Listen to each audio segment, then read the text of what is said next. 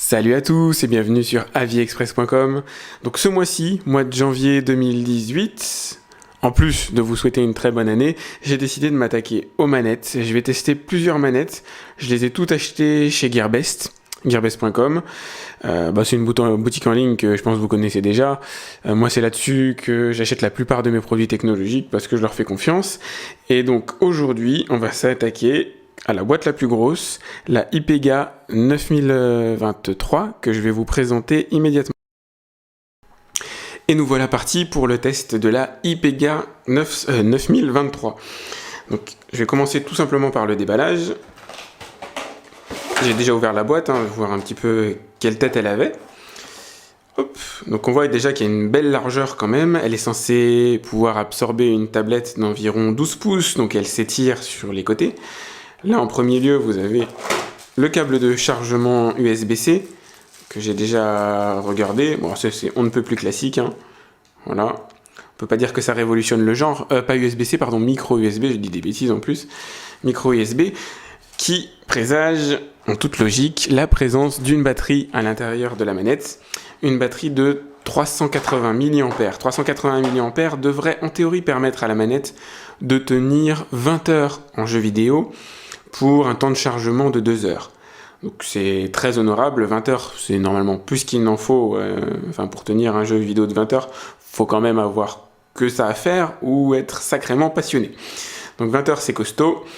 Alors je vous la présente un petit peu, vous avez bien sûr les gâchettes en haut de part et d'autre, classique, donc a priori celle-là permettra d'accélérer dans les jeux de course, puisque moi je suis un fan de jeux de course, donc vous allez forcément en voir.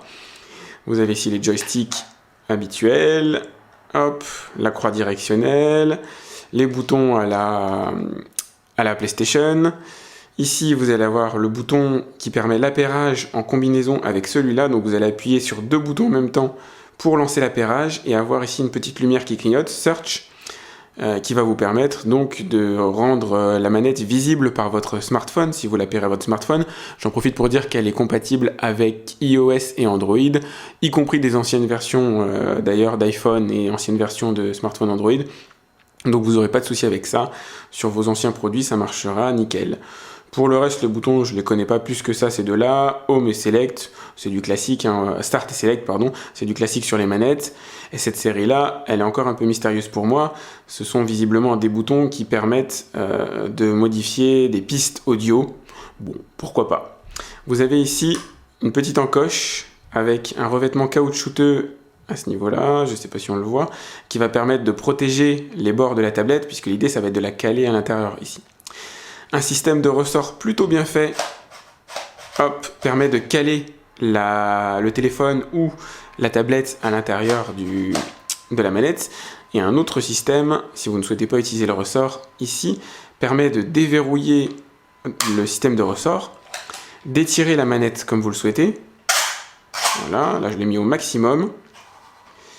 Alors, donc ça vous fait une belle dimension. Je serais pas étonné qu'on puisse mettre tranquillement de la tablette de 13 pouces à l'intérieur, vu la largeur globale. Donc vous allez accroître comme ça la possibilité. Le premier mode, attendez, je vais la remettre.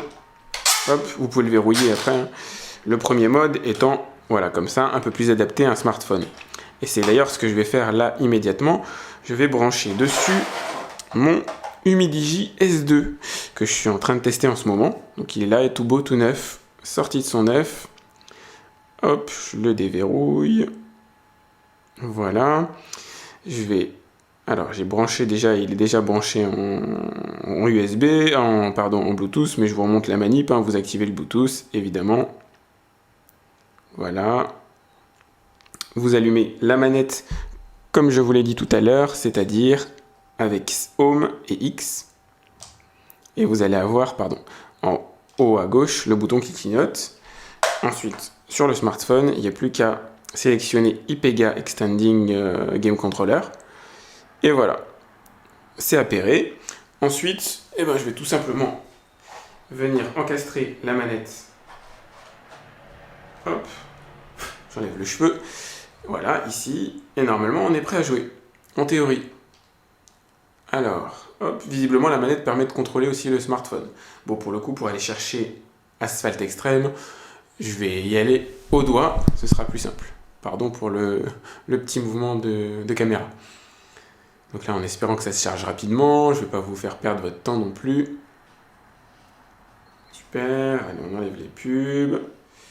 Hop, je suis sur carrière. Classe D, c'est très bien. Hop.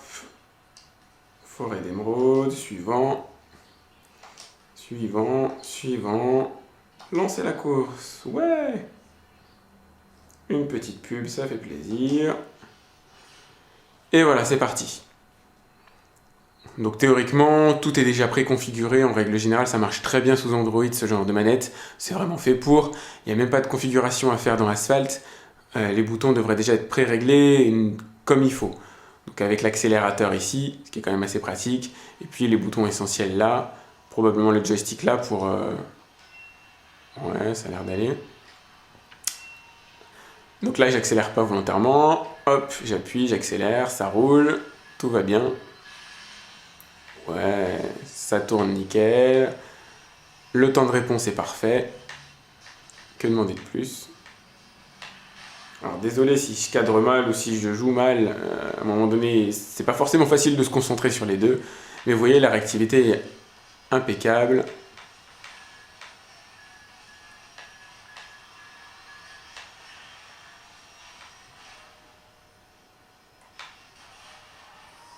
Ça fonctionne super bien. C'est parfait pour moi. Je valide en tout cas sous Android. J'ai pas d'iPhone là pour faire le test, mais je vais aller jeter un œil sous Windows, voir un petit peu ce que ça donne.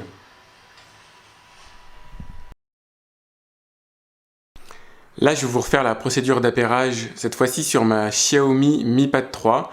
Donc vous appuyez sur Home et X. Voilà, donc ça clignote.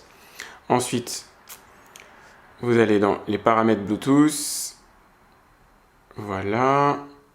Donc normalement, il est censé... Alors c'est peut-être pas ici. Hop, je retourne, pardon, dans les paramètres. Bluetooth. Voilà, normalement il est censé trouver l'AIPEGA. Là voilà.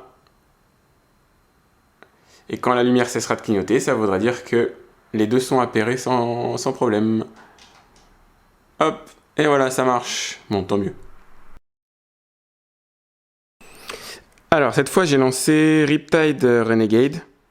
Donc, même concept, hein, toujours sur sur ma tablette Xiaomi Mi Pad 3. Vous allez voir, ça marche impeccablement. Alors, c'est ma première partie avec. Mais c'est nickel.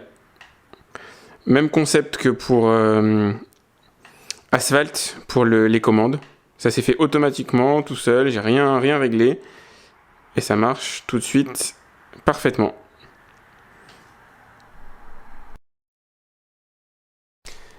Alors, comment appairer la manette sur un ordinateur équipé de Windows 10, puisque moi c'est ce que j'utilise. Même combat que tout à l'heure. Home et X en même temps.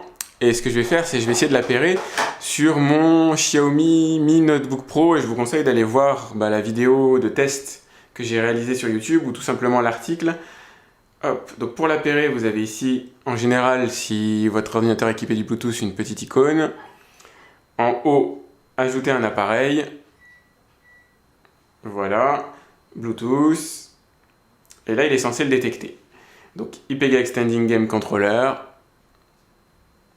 Et si tout va bien, voilà, la lumière s'arrête de clignoter sur la manette. Et voilà, c'est connecté.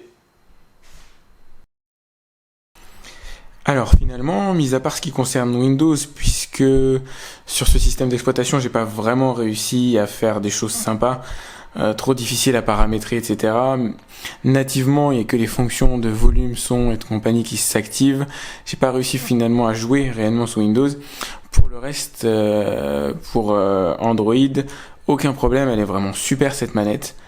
Il n'y a rien à regretter, les smartphones et tablettes ça sert super bien, ça tient vraiment bien, c'est agréable à prendre en main, faut pas avoir une tablette trop grosse évidemment, sinon ça commence à faire lourd, mais pour le reste elle est vraiment super, il y a absolument aucune raison de regretter ce genre d'achat, d'autant qu'elle est franchement pas chère, Elle est super bien faite par rapport à son prix. Vraiment nickel, vous pouvez y aller les yeux fermés. Voilà, donc si vous avez aimé ma petite vidéo, mettez-moi un petit pouce et puis n'hésitez pas à vous abonner aussi à ma chaîne. J'ai plein d'autres manettes, d'autres produits, téléphones, etc. en test. Et puis moi je vous dis à très vite sur aviexpress.com. Salut!